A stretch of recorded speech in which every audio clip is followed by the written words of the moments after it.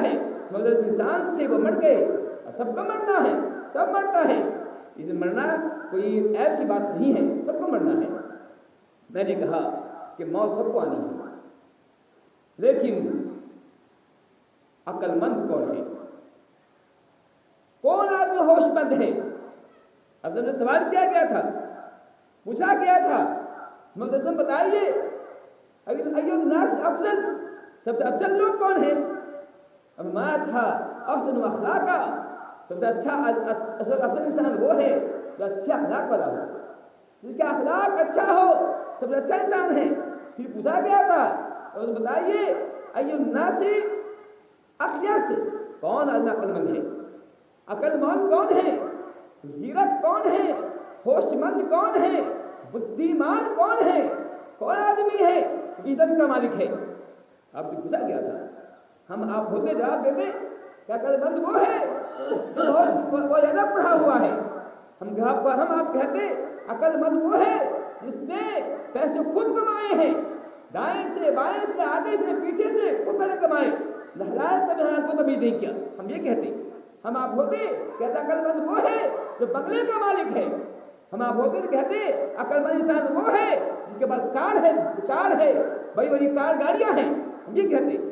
یا تسلم نے کہا نہیں، کہا اکثرہم ذکر الموت، کہا عقل مند انسان وہ ہے جو زیادہ موت کرنے والا ہے، جو موت کو زیادہ یاد کرتا ہے، جو موت کو زیادہ یاد کرنے والا ہے، ایسا آدمی عقل مند ہے جو ہمیشہ اس بات کو اب ذہن میں ملحوظ رکھتا ہے ہمیں مرنا ہے، مرنے کے بعد ہمیں وہاں جانا ہے جہاں سے واپس نہیں آنا ہے، وہاں جانا ہے، اکیلے جانا ہے، کہیں کہاں جانا ہے، ساتھ میں نہ کوئی دوست ہوگا، نہ کوئی رفیق ہوگا، نہ کوئی ساتھی ہوگا، نہ کوئی ہمدم ہوگا، نہ کوئی نہ فادر ہوں گے، نہ مدر ہوں گی، نہ بھائی ہوگا، نہ بہن ہوگی، کوئی نہ ہوگا جس کو یاد کرتا ہے۔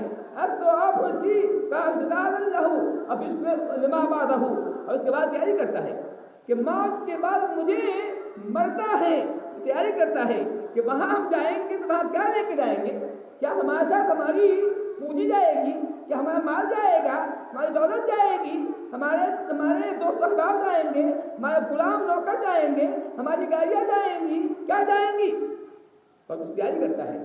عقل مند انسان وہ ہے کہ موت کو خوب یاد کرتا ہے اور ساتھ میں تیاری کرتا ہے، ایسا آدمی جو ہے عقل مند ہے۔